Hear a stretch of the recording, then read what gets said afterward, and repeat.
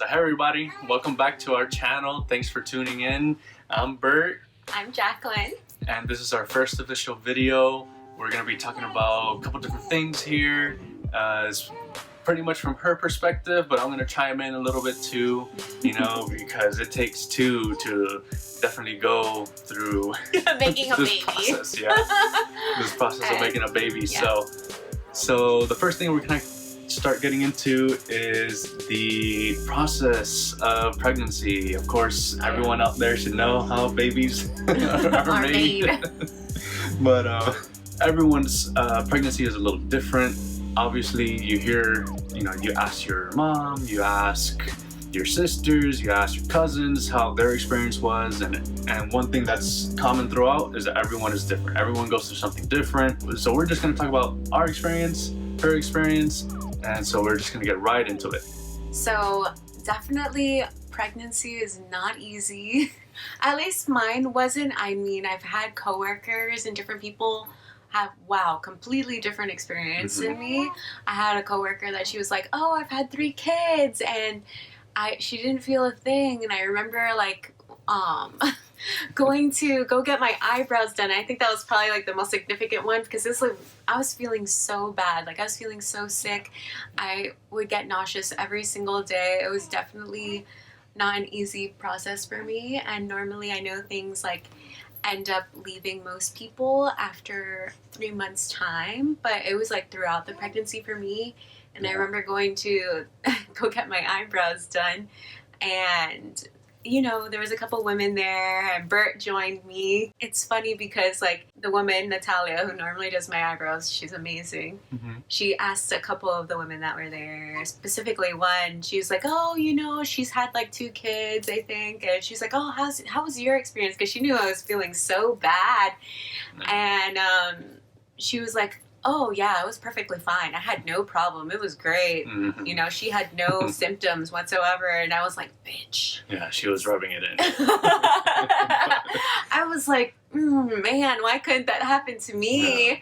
And so, they always say oh yeah, morning sickness happens the first 3 months, and morning sickness is you're feeling nauseous and kind of a loss of appetite too, right? You're not too hungry. I mean, I would eat, but it would be more I was forcing myself to eat because knowing that I need nutritional support for the baby and whatnot.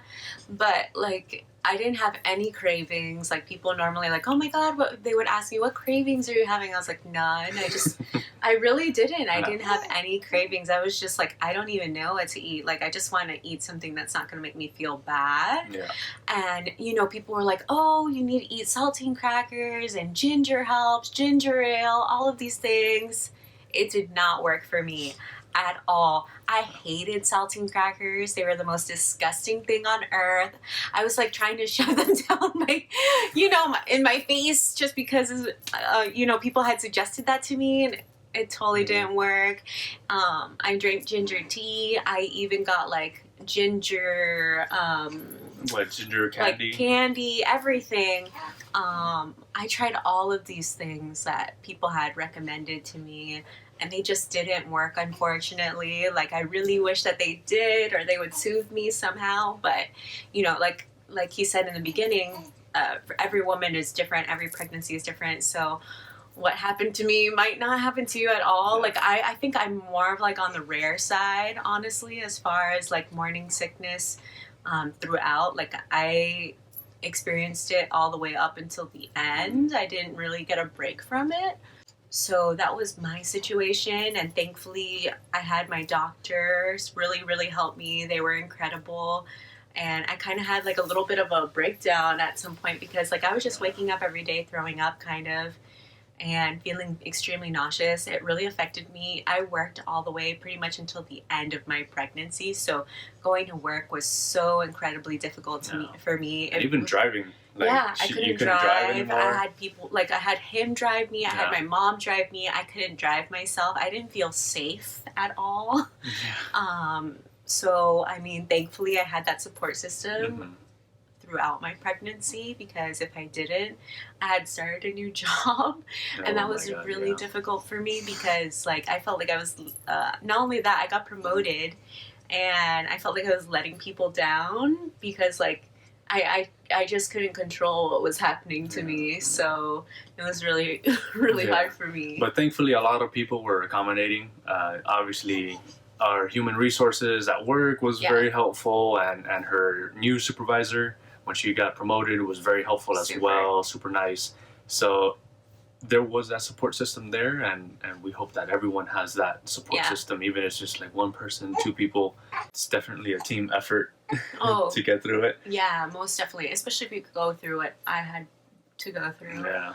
But everybody experiences it somehow, for even just a little bit. So they'll know. You guys will know what I'm talking about. And another thing that you hear is, you know, working out or like staying mobile or staying active in some form or fashion helps with the nausea. Too, it helps with the pregnancy overall. It helps your body get ready for the big day. But I definitely couldn't do that. I didn't feel like physically well at all, or you know, my body just wasn't. It wasn't its normal self. Like I'm normally active. I love doing yoga. I love doing Pilates, bar.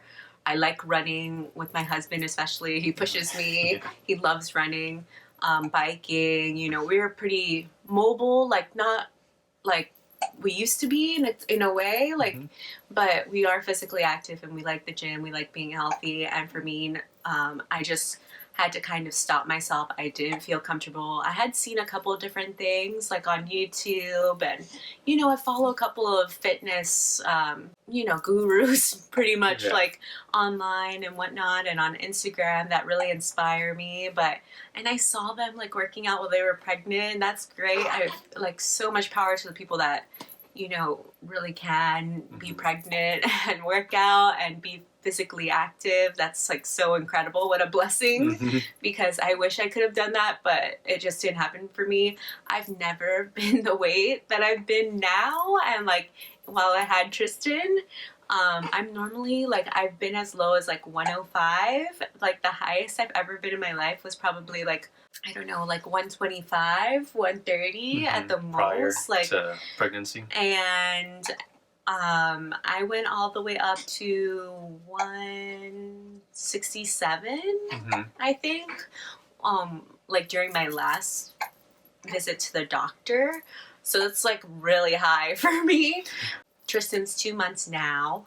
I'm 156 or 154 pounds, around like there.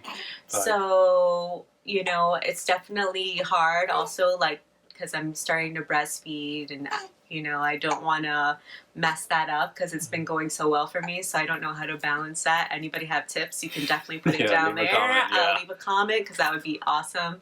But that's it for my end as far as like... At least, you know, you were able to walk, and that's like the bare minimum. If you could walk every day, you know, get your steps in. Yeah, I definitely walked. One way or another, you know, stay active. Just don't kind of like lay down, even though that's what you wanted to do. Yeah, I felt so drained and so tired, you guys. Like, and I feel like I'm constantly thirsty. Even now, because of breastfeeding, I felt like I could never get enough water. That is something that was so irritating to me. My lips were always super chapped, like super dry. I feel bad kissing him because no matter what I did, I put chapstick, I did like scrubs and different stuff like that. And there was only one time where I felt like one scrub actually worked, and it was like this Bite Cosmetics. It was like something that Sephora sent me as a sample or something like that. And I was like, oh, thank you, Lord Jesus, I had this. Like, but that was like towards the end of the pregnancy, like the last couple of weeks. But nothing worked. It was so annoying. And then like my hands become really irritated all of a sudden out of nowhere. And like my skin is so dry and red for whatever reason. And I got it during pregnancy because I'd never had that before. And I thought maybe because like I was being extra cautious.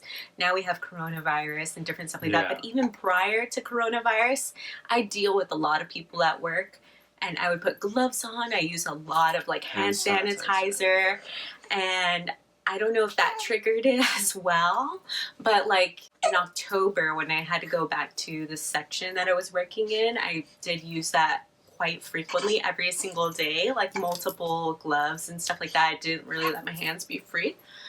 I had that issue too, so I'll mention that. All right. So when I got pregnant, I found out 2019, I think around July is when I found out that I was pregnant. Sounds about right. I went to South Miami Hospital, and funny enough, like I had been feeling ill, and I was like, since I had been seeing so many people at work, I totally thought I had caught the flu or something, and I was like, oh my gosh, I need to get. I was gonna go to urgent care. But I think at the time I went like really early in the morning, they weren't open. So I was like, you know what? I'm not going to wait. I'm just going to go to the hospital. And I went to South Miami Hospital, and it was just like, I was feeling so sick. And weirdly enough, it wasn't the doctor that came to see me that told me that I was pregnant. I had a gentleman come in because I think, since I was feeling ill, he had to come do an x-ray or an ultrasound or something like that. And he goes, oh, I need you to sign this paper because if I do an ultrasound or an x-ray on you and you're pregnant, I need you to sign this release. And I was like, wait a second, what? And he was like, yeah, you're pregnant. Didn't the doctor tell you? And I was like, no, I did not know. Like, now, what a way to get told that you're pregnant. Yeah, it was right before a test. I was like, thank you. And he's like, oh, congratulations. And I couldn't really like process it because it wasn't like completely, it wasn't completely planned in a way. Like I didn't know, like. Yeah. But yeah, no, it was definitely like a funny experience for me because they were like, oh, congratulations, you're pregnant. Like the whole staff before like the doctor even came. And I'm like, why can't the doctor, like, he seemed like he was like, oh, you already knew before you came in. And he was very like, snobby. Yeah, he was so bad. He was so bad. It was just like definitely a weird experience because also I had just come back from California and I hadn't found a doctor. Like I had no reason to go to the OB. Like I wasn't even thinking about that in all honesty very much. And so when this happened, I had to kind of go searching. And I called my OB, and my OB was not accepting anyone anymore. That was normal because he became a high-risk doctor, and he's an incredible OB. Like, he's, like, one of the best here in Miami. But I was just like, all right, so now I'm kind of like, I'm pregnant. I don't have an OB. I need to find one. Yeah. Oh, my gosh. Like, what do I do? And thankfully, I was so lucky. I have a coworker that he's like a brother to me. And his sister had just recently had a baby as well, so I was so lucky that they helped me, and she recommended the best OBs for me, and I really, really appreciated that so much. And fortunately their office was super close to the house, maybe, I don't know, 15 minutes away at the most, and they were relatively close, and there was 3 female doctors there with 1 nurse practitioner who could pretty much do it all.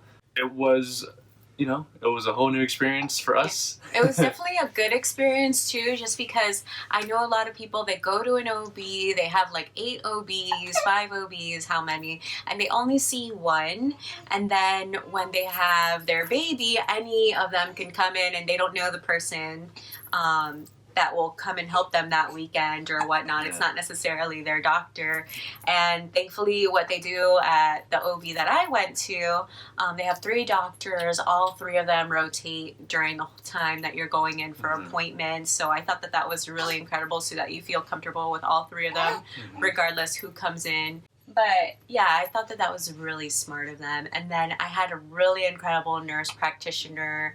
I really wish she was an OB too, but I mean, she's incredible at her job. When I got nauseous, she really helped me through that, and she gave me the nausea medication that I needed, and she was really there for me, and she always talked through everything that I was going through and seeing like the best things for me. So. But yeah, you know, I know you wanted to do more of like a natural thing, like to not really take as much medication. Yeah. And try to find as many alternative solutions. Exactly. But especially like the beginning, like I didn't really want to take that much medication. Like I just wanted to, you know, be very natural. I didn't know if that was going to affect me at all. And, you know, I think like when you're pregnant, you become so worried about so many different things. Like, but thankfully, once that situation did happen and I needed help, the nurse practitioner was definitely there for me and catering to me. But the OBs are like some of the best here in Miami. Yeah, they're they do. It's very minimally invasive. They try not to do any type of the C-section. Yeah. They don't want to do any C-sections. And when we went to the hospital, they're like, "Oh, who's your OB?" And we said who it was. And when we told them, they were like, "Oh, wow, those three, they're infamous for not not doing C-sections." C-sections, doing everything natural. Yeah. And, you know, they're really good at their job and they're known for it. Mm-hmm. We went to the pediatrician prior to going to the hospital and they said the same thing. Mm-hmm. They knew who they were. So. Yeah. So funny enough, like thankfully from the OB, when I would go in, I would see that they also do classes, or they have a nurse come in, a labor and delivery nurse from Baptist, which was the hospital that we were going to have Tristan in, come in and kind of guide you through what you will be needing and what the process might be. They also, you know, would give us a tour of the hospital so that we would be able to see everything. Yeah, and I thought that was great and prepared us for a lot of different things. And they offered this class later on, when you were like 35? I mean, you could take it earlier, but they recommended that you take it when you're, I think at the time I was like 28 weeks. I think so, like around there. And so the day of the class, we went in, and the first to present was the pediatrician, which I thought was very helpful. That's where we learned that we needed to get our pediatrician way in advance before Tristan was actually born.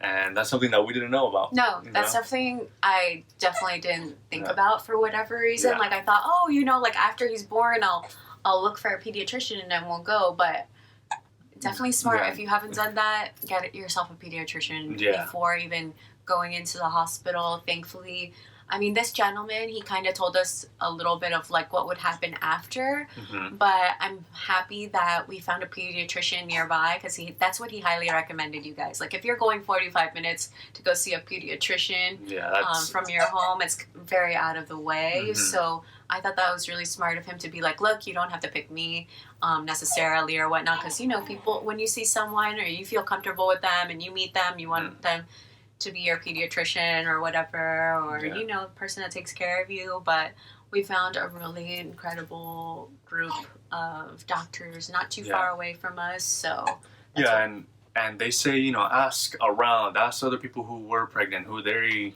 had as a pediatrician, and we did that, but like none of the options were really viable for us. So we just did a Google search for someone close by.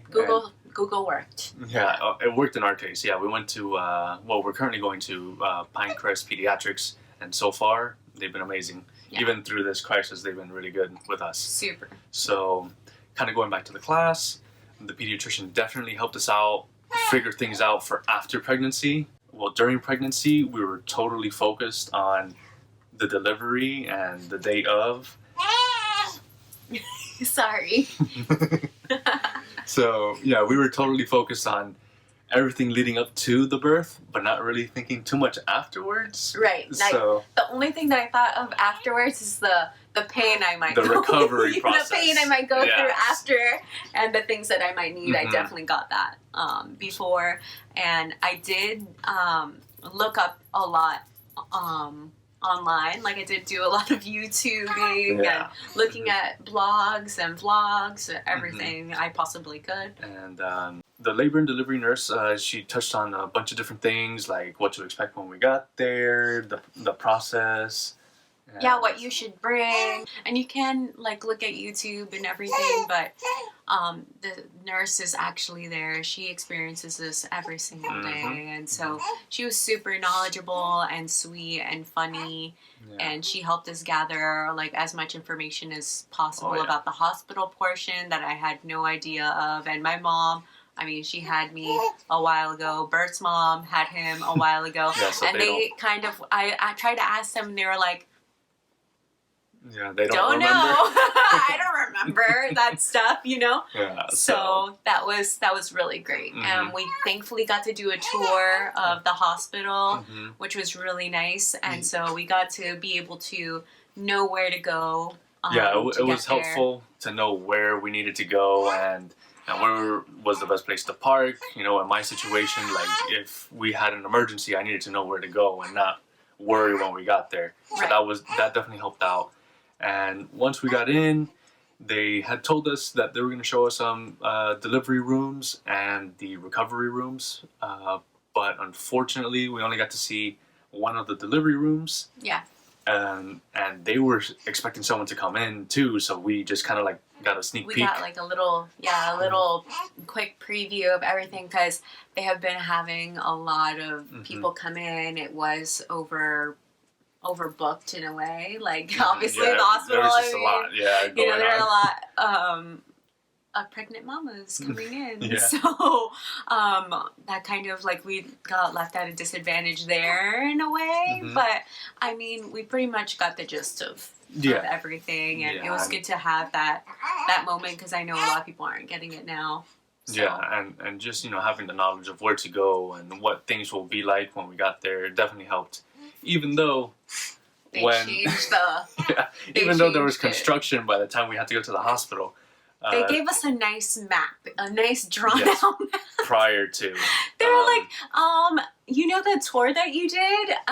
Yeah, well, the way to get to that location has changed. I mean, you kind of had to go through the same entryway in a way, like, you know, like the destination was kind of like, you know, the entrance was in the same direction, but definitely you kind of had to do a little bit more of a detour. They had signs everywhere, and this was like right before Corona really started going crazy, the coronavirus, COVID-19 craziness. But we did do a test run, thankfully, because we had we thought we had a little bit of a hiccup there. I totally, you know, people tell you their experience and how their water broke and how it feels and whatnot. But, you know, I kind of was having a weird moment. Like I had gone to the restroom or I was going, like I didn't really feel like going to the bathroom. And I mean, this happens all the time when you're pregnant. I mean, it's just kind of like fluids, like the baby's pushing down on you. You don't feel like peeing, but the baby's like, oh, look at this toy. Your bladder, I guess, or I don't know. Yeah, and then you have to go to the bathroom. Yeah, so... Like, I guess maybe Tristan probably was in there, like, normally he would kick his legs, like, if he was, like, swimming like a fish in my stomach. And so maybe he pushed down or grabbed onto my bladder. But it just kind of just went, I'm like, wait a second. There was a little bit of a leak or whatnot. And I just, like, ran to the bathroom and I was like, is that it? Like, is that... I mean, did my water break? And I kind of wanted to make it quick to the hospital because I, you know, I had some stuff that was happening and whatnot, and I kind of wanted to not take a risk and be on the safe side. We definitely wanted to be on the safe side, and she was up talking to me like, oh, so should we go? Should we not go? And I'm like, well, if you think it happens, then we should definitely go.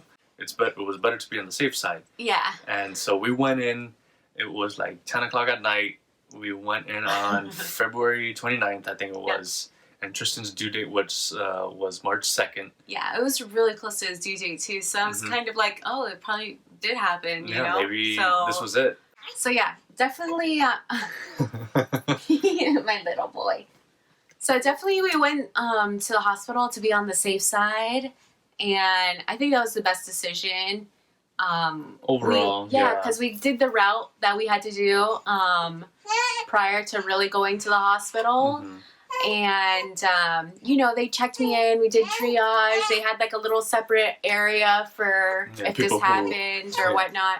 Bert kind of had like security on him because this hospital, like Baptist, let me tell you, I definitely loved. I don't think I'd have a baby anywhere else just because like how incredible their service was, the hospital, the security, everything. They're so on point. And sorry, Tristan. Hey! And so they're so on point as far as like that situation, and I was feeling very, very secure being there. And, you know, all of the doctors and the nurses that took care of me were amazing, and you know, they put me in a gown and they took my blood pressure, they got all of my information, a bunch of different tests, an ultrasound. Yeah, they did everything, and then they obviously, you know, tried to see if my water broke, and when they did all of the tests, definitely my water had not. Yeah. I'd gone to the doctor like probably on that Thursday, and they were like, oh, you're 1 centimeter. So it wasn't really something like I was like 5 centimeters or something within that nature. So we just went home, and I was like, all right. And it was a cold night when we left. And so I was just like, all right, well, we'll just go home and cuddle. Yeah. Sorry that happened. Oopsies. Yeah. That was a nice cold night. Yeah. You don't get too many of those here in Miami. But I was just like, oh, well, yeah, that was definitely a mistake. But thankfully, we went to the hospital next because, you know, I went over the amount of time, like over the 40 weeks, not by too much. But the doctors were like, you know, we don't like really going over 40 weeks. So. Yeah, no, and we knew that if he wasn't born on the due date or before, that the first available option to go into the hospital to get induced, that's the option that we were going to take. Yeah, we had talked about it. So we were like, yeah, no, induce. And I was going through so much. I couldn't get up, and I was kind of like, I'm ready. Yeah. I'm ready to have him with me. Like, I so want him in my arms. Now I have him. So yes. And so we had an appointment on March 2nd, which was the actual due date. And they did all their checks, and they were like, okay, how do you guys feel about getting induced? And we both looked at each other and said, yes. And they were like, wow. Because most people, I guess, like want to wait, or, you know, I don't mind. I didn't mind waiting, but I was also like, no, like I definitely like want him around, you know, that due date or whatever. And I definitely feel ready. Like I'm ready to have him. I had everything prepared, at least me. Like I laughed because Bert didn't have his bag ready until like last minute when the false happened. When we had the false alarm, that's when I took the opportunity to get my bag ready. But we're gonna talk about that, you know, the contents of the bag a little bit later on. Yeah. The doctor's like, okay, we'll schedule you with the hospital. They'll call you back to see when you can come in. So like we said before, the hospital was very busy, so they had to call us to let us know when we can come in and finally settle in and get induced. Yeah. So on the next day, I believe it was a Tuesday, the doctor had said, oh, they'll call you like at 7 in the morning. The next day, 7 in the morning, no call. 8, nothing. 9, nothing. It wasn't until 12, nothing. And then like at 1, I wasn't, like I called the doctor, I think like around 12. And I was like, oh, you know, like I haven't heard anything. Is everything okay? Are they going to call us today? Or did they forget about us? Like type of thing. Yeah. And she was like, no, you know, I'm going to call them now. And then hopefully someone calls you. And so she called, and then they called from the hospital, and I'm like, please, you know, just know that we haven't forgotten about you. We're just going to have to wait until a little bit closer in the afternoon. And they called me around like 3, I think, 2 or 3. Around there, around 2:30, maybe 3. And so we quickly grabbed all of our stuff and, you know, went to the hospital, and we checked in, and thankfully they already had a delivery room for me. I didn't have to go through like the triage or anything within that nature. They already had everything set up for me. And so that was really awesome. And I think that it was probably I'm kind of happy that it happened that way, because being induced, you're able to kind of just know the day that you're kind of going to go in and be able to do everything. And like compared to like if your water breaks while you're driving in the car or while I was working, that would have been awful. Yeah. I would have had a free chair. I would have had a free chair. So in this situation, it definitely a lot more comfortable experience. Yeah. With this setup, and so around 4 o'clock is when we got in. They hooked her up, the IV, penicillin. Everything. Yeah, everything. They set everything up for me, and then around 5 o'clock, the OB had come in. Yeah, she came to check in on me, and that's when they broke my water. And the Bert countdown started. And his mom went to go eat, and then she came in. Like, I thought that, they might eat like really quick and come back before the doctor came in, but they didn't, and they were there for a little bit. So she came, broke my water, and I was like, "Well, I guess this begins." Yeah. And I'm there with my mom, and my mom's kind of more like, hands free. She's like on her own computer doing her own thing. Yeah, no, it was because when we parked, we left everything because I didn't want her to carry a bunch of stuff, and I could only carry like maybe 1 or 2 things. So after about an hour, I was like, okay, I'm gonna go to the car, because about an hour into it, that's when her mom came in. So I was like, okay, your mom's here. I'm gonna go to the car, get the rest of our stuff. Then when I went to get the stuff, that's when my mom had parked, and I was there, kind of like chit chatting with her, and then by the time we got back to the room, the water was already broken. I was like, man. Yeah. At least he wasn't born yet. Yeah. So at least I didn't miss that part. But yeah. Later on, as time went on, things were moving pretty slow. But around 9 o'clock, Jackie was already feeling those contractions, and the nurse had come in, and they had given me Pitocin, so that obviously helps you dilate or whatnot. And I felt like this uncontrollable pain, and I was like, you know what, I'm gonna get the epidural because it's just too much for me. Like, I can't handle it. Like, I was really screaming. I could tell, like, Bert was kind of, like, in distress, too, in a way, from seeing me in pain. And my mom and the nurse that I had, which that'll be another little story, they were like, I think that you might be doing it too early. But I tell everybody, like, whatever you do, don't listen to anyone. Listen to yourself. Because if I would have waited just a little bit more, in all honesty, I probably wouldn't have been able to get the epidural. And I'd rather have gotten the epidural when I'm able to sit and, do everything as calmly as humanly possible. Because even at that time, I was like, oh my gosh, I'm in such pain. Do it when you have to do it. You should definitely be in a calm state when you're doing something like that. And that's something definitely that you want to think about before you're there. Going into labor, talk about that before you go in, and that's what we did. We knew pretty much right off the bat that we were going to do that. Decision. So it was a no-brainer for us at that point. And then after having the epidural, normally the process can speed up quite quickly. I mean, it all depends on the person. Like every pregnancy, every delivery is different, but it sped it up for me because,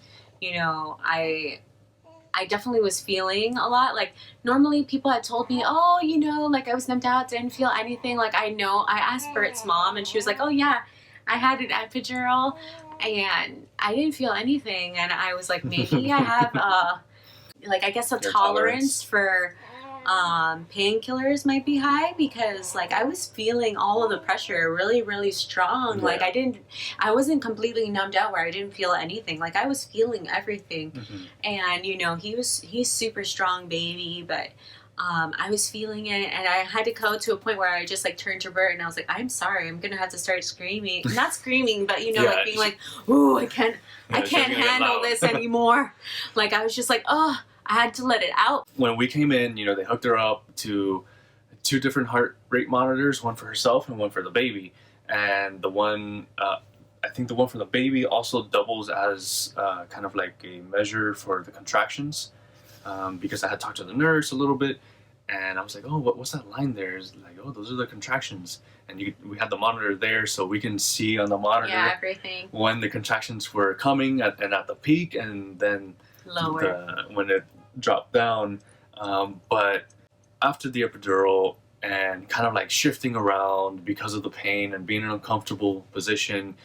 I don't know, the sensor wasn't really reading accurately. And the nurse, I couldn't verify this, but the nurse said that she has the computer screen at her desk or whatever. When things were getting really bad, Yeah. the contractions really didn't reflect right on the monitor. So I was like, should we call the nurse in? Yeah. And the first nurse that we had, bless her, she was like the most incredible, super awesome, sweet nurse. She like talked to you through everything. She had such an incredible, good personality. Like she's meant to do that job. Yeah. But I the got next the nurse, next... the night shift nurse.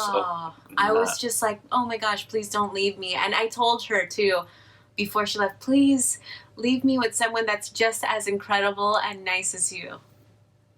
And she was like, well. She was like, no, she didn't say that. But we had gone with the labor and delivery nurse, and I asked her, I was like, oh my God, is that nurse here? Is she working tonight? Please, is she working tonight? Oh, she's trying. Oh, look, he got it. So I asked for her, and unfortunately, she wasn't working that night. So I got this other nurse, and everybody has their good days and everybody has their bad days. So I'm just hoping that was just her bad day and that's not how she is every single time, because that would be really sad. Yeah, she was kind of rude. Well, she was definitely rude. She was very, like, it didn't really bother her, and it felt like whenever we would call her into the room, it was an inconvenience type of thing. Yeah, and she definitely like, gave off that vibe. Why are you calling me? Yeah. And I'm not going to come in here every 2 hours to check you, and if I do, it's going to cause an infection or something like that. And so she was really worrying me. So that didn't help with like seeing if we needed wasn't help. catering. Yeah, She wasn't catering at all. And it's really unfortunate because that's supposed to be like such a beautiful time, and you're already stressed and you don't know what's happening and whatnot. Like, that person should really be like so that much more helpful to you. And I know that it's hard, like, you're working throughout the night and whatnot, and you do this every single day. But I definitely didn't. I mean, I've never done this before, and even though like you have people that tell you what they've gone through or their experience at the hospital, like when you're there in that moment, like even Bert and her were kind of telling me, oh, just breathe and don't, overstress yourself, but you can't control it. I don't care how many Lamaze classes you take or if you did hypnobirthing and different stuff like that. It just goes right out the door. I think those classes are kind of useless, at least in my opinion. And I've heard from many other people, like it just doesn't go as planned. So having that nurse, it really means the world to you. That person be incredible, and it's just unfortunate that happened to me. And thankfully I had Bert. I was so lucky, so lucky. Thankfully I had Bert, my mom, and his mom there, and they were troopers, especially his mom. She just like took over, because Bert kind of started feeling a little bit after that whole epidural and it really escalating. He kind of was like, I could see it in his face. He was like, holy God, what's happening right now? So after the epidural, things started to ramp up very quickly. So around 1 a.m., close to 2 a.m., we needed that nurse. We needed the doctor come in. The nurse came in and they checked. She was like, oh, okay, I guess you are ready. Yeah, and I called her. I was like, thank goodness I called her, because if not, then I would have been giving birth to the baby with just Bert, my mom, and my mother-in-law. She was like, oh, it's like 8 or 9 centimeters already. I was like, yeah, I shouldn't have had to call you to tell you that, oh my God, this is like too much. Yeah, that kind of goes back to the monitor situation. It wasn't really working. So that's why we had to really call her in this time. Jackie was getting loud, and I was getting worried. And man, the nurse came in. They started prepping the room, right? Things were popping off. But the doctor wasn't there because she had left for the day. She's not going to be there all night if she doesn't have to be. But so they had to call her, and she had to come back. And that time from when they called her to when she actually got there felt like an eternity. Yeah, I was pacing the room. I was checking in with the nurses. I was trying to help Jackie. And I was trying to tell Jackie, breathe, don't worry, just in through the nose, out through the mouth. And she's like, that's not working. This Like, is not helping. I'm not gonna breathe that way. He's like, just breathe in, breathe out. And I was like, I didn't know no. what else to do. I was like, please no. And thankfully he started putting music for me and everything, which really, it did help. It did help, like, honestly. But it's just like when in your moment, I was just like, oh my God, my vagina is never going to be the same. Because you're just going through so much pain. You're saying so many things. The doctor got there. I was like, oh. Feels so good that you're here, and I think I'm gonna sit down for a little bit. They saw it in my face. They're like, "Are you okay?" I'm like, "No." They're like, "Okay, just go sit down. Just have a seat." And I was like, "All right, Mom, you're in." It was like a tag team. I will say this: I laughed because like the first nurse that was there, I was like, I think Bert might faint. Like, like that might be a possibility. Well, I brought it up. And she was like, oh, don't worry, that happens all the time. And that they try to push, they try to push the fiance or your husband to the couch. So if you fall on the floor, that's no good. You're gonna miss the birth of your child. They're gonna have to put you. It's definitely better that you sit down and catch your breath because you definitely don't want to miss the birth of your child. So. And that's where his mom stepped in. God bless her. She's the best mother-in-law for doing that. I actually, before I gave birth, I told Bert, I was like, I don't want my mom and your mom to see my vagina.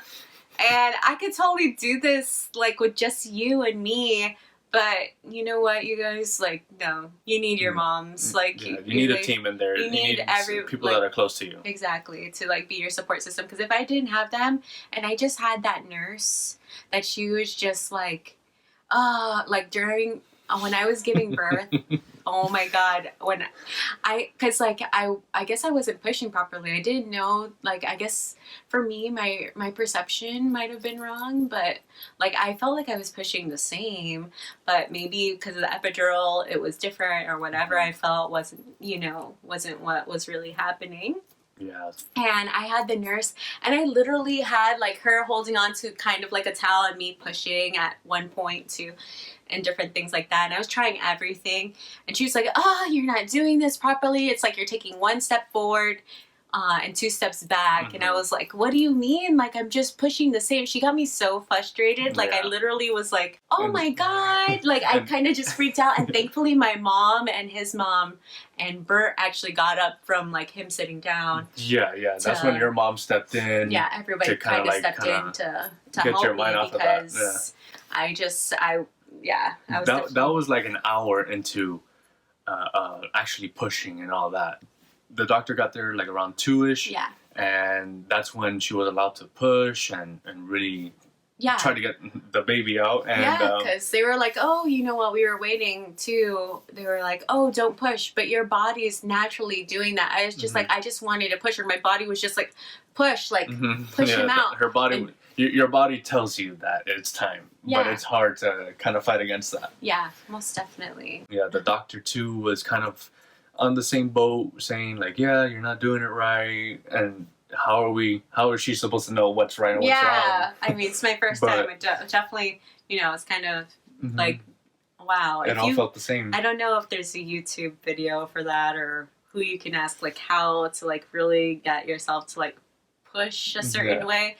But really, it's just, like, it's doing everything that I thought was right. And thankfully, they put a mirror in front of me, actually, at this point, like after the hour, they put a mirror in front of me. I thought that was so smart, honestly, because I could see him, like, not completely crowning just yet, but I could see that he was coming out and then, like, kind of going back in a way. I know that sounds weird, sorry. But I could see, like, where it was working, And I definitely didn't know how gory it was going to be. I don't know what I was thinking.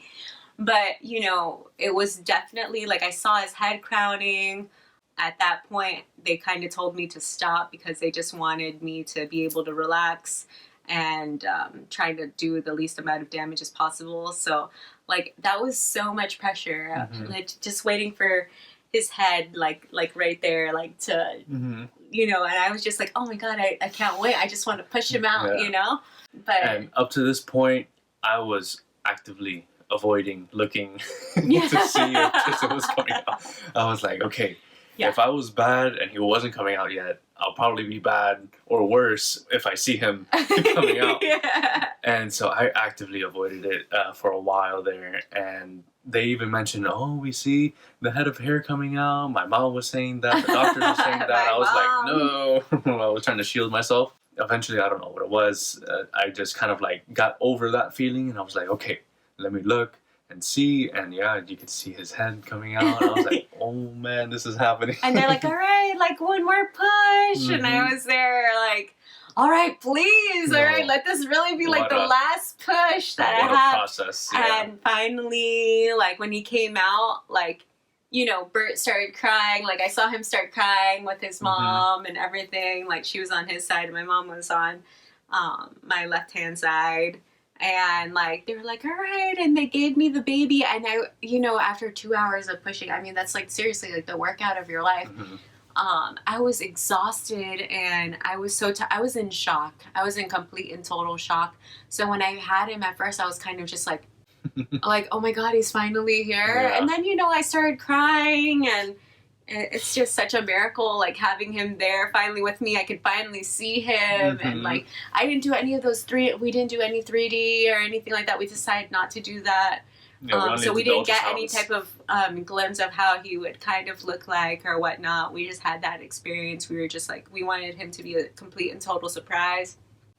And so having him there and crying and finally having him there and, you know, it was pretty incredible. Yeah, it was. And emotional and beautiful. Like, I mean, wow. Like, I waited 9 months for that.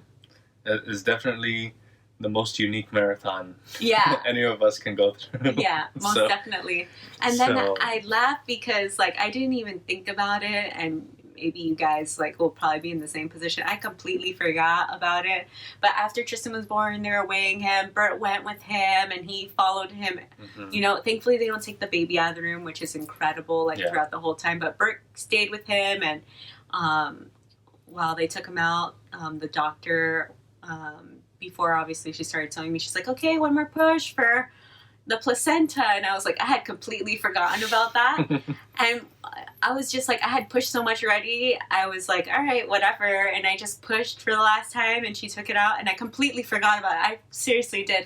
And then I laughed because Bert was like, did you see your placenta? I was like, oh my God, no, I didn't. Like, completely passed my mind. He's like, that was the most disgusting thing. They just left it there. Like, if it were like, I don't know, like a platter to look at or something like that. It was on display for all to see. And I was just like, oh my God, no. I don't know. Probably his torso or bigger. It was, I didn't even remember that. So, but the doctor did a really great job. She sewed me up and, you know, everything went smoothly, and you know, Tristan was healthy. He's healthy now. He came out at 7 pounds 13 ounces. Yeah. We saw him there crying, and they gave him his first couple of, like, vaccinations and stuff. Which anytime you hear your child get a vaccination, they're gonna start crying, and when you hear that crying, it's gonna bring water to your eyes. Yeah. You like hate it. Like I hate hearing him cry. So they did that. They put his first diaper on him, and you know, they had told us before in the class that the baby's gonna look different, and it's true. They come out with a little cone head. They come out a little bit swollen around the face, and you know, that's just something that goes away over time. It was at like 4 a.m. when he finally joined us, and we were both so tired, and we were ready to go to sleep, but with the boy there, it was kind of hard to go to sleep, and you were kind of mesmerized in a way. Like, I just didn't even really want, like, even though I had gone through so much, it was kind of like such a relief to not, I don't know, it was not like, oh, like I didn't just give birth, but you know, like once he comes out, it's just like your body is in such a relaxed state, I guess, like after.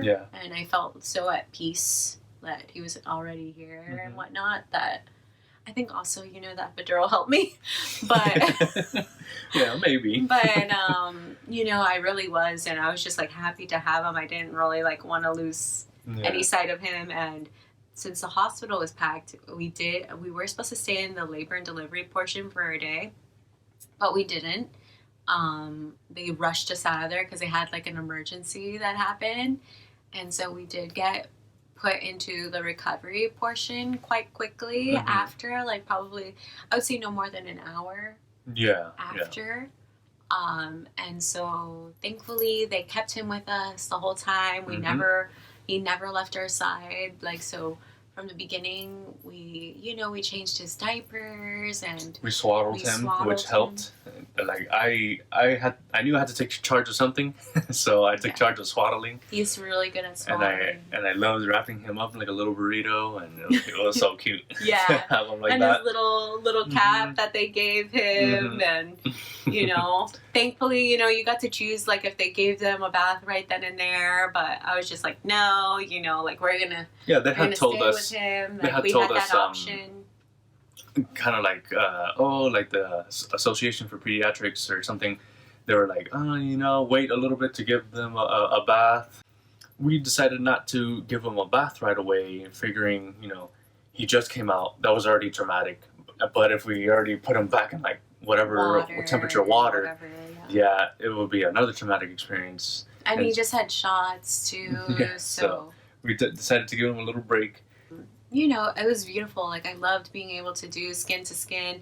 He was really smart, and he got I got to breastfeed. I had 2 different lactation specialists come in, but even before that, the nurse helped me right when I gave birth to him to have him latch on or whatnot, and he caught on so quick. Like, he literally, like, right when he came out and different stuff like that, and they tried to have him latch on and whatnot, he latched on. Like, it was really good. I'm so happy that happened. Like, I'm so grateful and thankful that I'm able to breastfeed, and I was able to do a pretty incredible job. I mean, even right after. So when you guys go to the recovery room, your situation might be different, but I know in our situation, we had been up all night pretty much, and we were going to be up for a couple more hours, with the transition into the recovery room. And, nurses coming in to check in on us. Yeah, checking in on the baby, checking in on me, making sure everything's going smoothly, like touching my stomach and whatnot, making sure that everything's progressing correctly. Well, in my situation, trying to get some sleep was like the hardest thing to do because I think Bert needed to have brought some earmuffs and different stuff like that, and I definitely had to stay awake because, the baby and them checking on me, but he tried to sleep as much as possible. I'm grateful that, like, right when we got there, like, the nurses were, introduced to us, like, when we got to the recovery area, and they were like, make sure to get breakfast. I'm going to give you the number and everything so that you call, because you're going to be, like, the first person to get breakfast since you're here. I think it was, like, breakfast started, like, at 6 or 7, somewhere around there. And so I called before, and I was like, I set everything up so that by the time, we were there, we had breakfast. So at least we had that. I was able to eat because I thought, like, after having an epidural and everything, I wouldn't be able to eat for a little bit. But no, like, right after I gave birth, I definitely ate breakfast. Yeah. So that really helped me, I think, too. And so, those 3 days, those 3 days were to check on the baby and to check on her to make sure everything worked out. Yeah, they're doing a lot of tests on Tristan. After those 3 days for me were just a blur. They just kind of like blended together. I don't know what. And like I didn't know if it was night or day, and like, oh man. But it was good because we got a lot of practice changing the diaper. We got a lot of practice swaddling. And we had some alone time. Like, I told Bert, like, right off the bat, I don't want a ton of family members. I don't know how people do it. Like, that they invite, like, their whole family to come to the hospital to come visit them after. No. Yeah, for me, that was a no. I was like, one, I just finished giving birth. I don't feel well. I don't look well. Like, you know, I want to take in this time as a family. Like, I wanted it to be private and intimate experience. Like, I didn't want half the world coming in, me having to cater to them, and like having the baby passed around, like him being so small, like to half the world of relatives. Like, it's just not a smart move to me. Like, personally, like that's my opinion. Like, if you do it, that's perfectly fine, you know, but I thought we had it perfect, like just me and him for a couple of days too before going home. And I'm really happy that it happened like that. And also coronavirus had just began, and I was really worried. Like, we were already at the hospital. At that time, I just didn't know. So I was just like, you know what, I'd rather be overly cautious right now. And I'm glad that we were, just because now this whole craziness. But yeah, I definitely love that we had some time together, just the three of us, before even coming home. And I know it's not a hotel or anything like that. It's a hospital, but it was definitely, you know, like a beautiful time just being able to like take in his first moments and like being there and holding him and, you know, nursing him and kind of getting into the routine that we were going to get into once we got home. But we got to, you know, I fell asleep one more because like they said that they were going to come bathe him like the first time. And I kind of wanted to see that. I wanted them to bathe him in the room. But I had fallen asleep. So I was just so tired. Especially the second day, I think, was the roughest day because he was awake and he definitely didn't want to fall asleep very easily that second day because he had slept so much the first day. He had really taken in like sleeping, and you know, we didn't really have to do much. Brett was like, wow, this is incredible if this is the way he's gonna be. The first day, but, the second day he did go through like a little rough patch. Yeah, so I knocked out, and the nurse came in and she came in and whisked him away in the early morning hours because even I was like, whoa, what happened? It's like, where is he? Kind of thing. But what in your case, you had the supplies to kind of take care of yourself too, and you had bought your own supplies. Okay, so I had watched a lot of YouTube to get ready because like I was like, you know what, I might as well. Like, I know that, you know, everybody has a different experience and a different perspective on what's important to have, but I just definitely didn't even know where to begin. So I'm glad that I watched some things because, you know, I didn't even think about, oh, you know, wearing sandals like while you're taking a shower in the hospital. So I did bring some sandals. I brought toiletries, some wipes that really helped me like the first day because, you know, I didn't have the opportunity and I just didn't even really want to get out of bed to take a shower like the first day in a way. Like, I waited a little bit. Like, was it the first day I took a shower? I don't remember. Like I said, it was all about. I think it was the first day. I took a shower like right after I got into like the recovery room area. I asked if I can take a shower. So it was good to have a bunch of toiletries that I like and what was necessary for me, like shampoo and shower gel and stuff. They had a couple of different things there, but they were kind of like, not gonna lie, like a little bit rinky-dinky type of thing, like not really, you know. You bring like your preferred travel size shampoo, body wash, and all that. My face cleansers and everything that I normally use, I brought with me. You know, bring your deodorant and all that other type of stuff, like your toothbrush and toothpaste. Even though they had some of that stuff there, it's just, you know, I like personalizing it. They did give you like Perry bottles and pads and different stuff like that, which funny enough, like, you know, I brought my own. Like, I bought this Mama, like, Freedom Mom version of the Perry bottle, because I didn't know how I was going to feel, if I was going to be in a lot of pain. Thankfully, my doctor was really good at sewing down there. So she really did help me. Like, I had minimal pain, but I was bleeding a lot. So I'm glad that I had that, like, the option of the hospital version and that version with me. Yeah, the hospital version wasn't too bad, right? Like, yeah, like, it worked really well. And then I brought my own towels. I brought some sandals. I had a robe, which was great. And I could wear my own. Like, I didn't have to wear the hospital gown during the whole time that I was there. So I was happy that I had my own pajamas, which was just like a shirt pajamas, which really helps because since I was nursing him, I could open it up and close it up and, you know, felt like I was at home. I actually bought this fur blanket, and thankfully I brought it because I had enough cover, but Bert, when Yeah. we got into the room, he kind of only had like a Yeah, I chair that definitely, converted into a like smaller than a twin size bed, and this kind of brought a little bit more comfort to him. Like I said, I was super tired, so that bed didn't really bother me for like the first day and a half. But definitely having this blanket helped. We also brought, you know, one of our pillows, two of our pillows, one Yeah. for me, one for her, so that we could at least have one that's a little more our style, more our comfort level. Yeah, And most definitely. we brought that, and in terms of the things that I brought, you know, obviously spare change of clothes. She had brought the towels, so I used that. She brought the toiletries. And so pretty much what I had was just, you know, some spare clothes for the couple days that we were there. I had my sweaters, you know, the hospitals are usually cold, so I brought that. And I brought some stuff to entertain myself, a book and like my iPad, and that's pretty much it. Yeah. But she really took care of all the things that we needed for Yeah. there, and we did buy some snacks prior to getting there. And I'm glad that I actually had to like the rolling bag rather than like a bag that you had to carry. You guys, like, you don't want to be carrying around a bunch of bags at the hospital.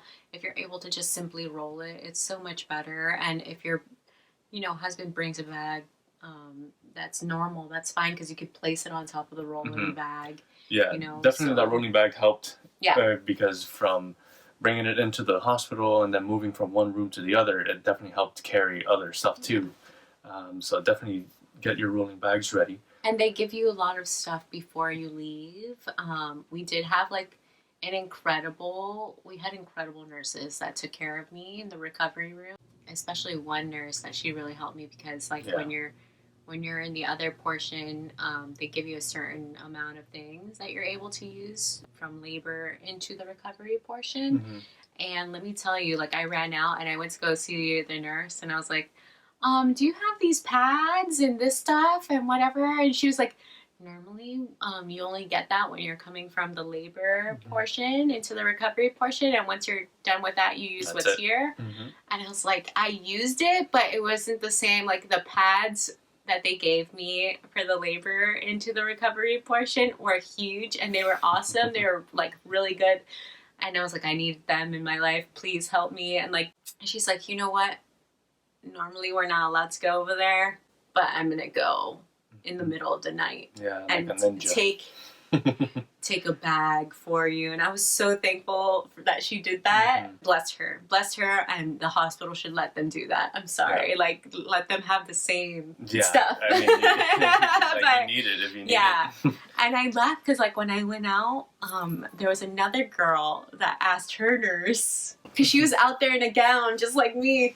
And I laughed so much because, like, the nurse told me that, and I didn't want to say anything, but she was asking her nurse, she was like, you guys don't have those pads on this side? And the nurse was like, no, once you're out, you're out. And I laughed, and she just went back, and I was like, oh my God, I can't believe that they don't, you know, have them here. And she just went back into her room, and that's when, like, my nurse kind of was like, I was so thankful to her. She really helped me. Yeah, thankfully we had a really good crew there for the recovery portion, and those 3 days really kind of flew by. And really all this time, I feel like time hasn't really stopped at all since he was born. But that was definitely an experience that we'll remember forever. And we have lots of pictures of that day. Yeah, I wish we could have taken video, but we couldn't. Like, they didn't allow us to, and we didn't want to be rude or secretly do anything. That was fine. Yeah. You know, we got our pictures, but yeah, so that was pretty much our experience at the hospital, and with Jackie being pregnant and going to the doctors. Yeah, that's it. That was what a ride it was, and it was good to kind of like revisit that and go through those emotions again. And moments and experiences. So I'm glad. I hope you guys enjoyed this video. If you did, don't forget to like and subscribe.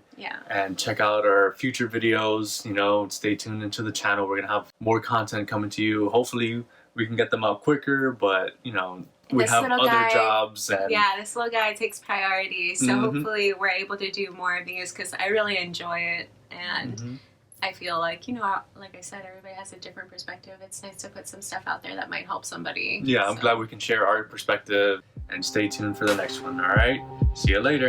All right, bye. Bye.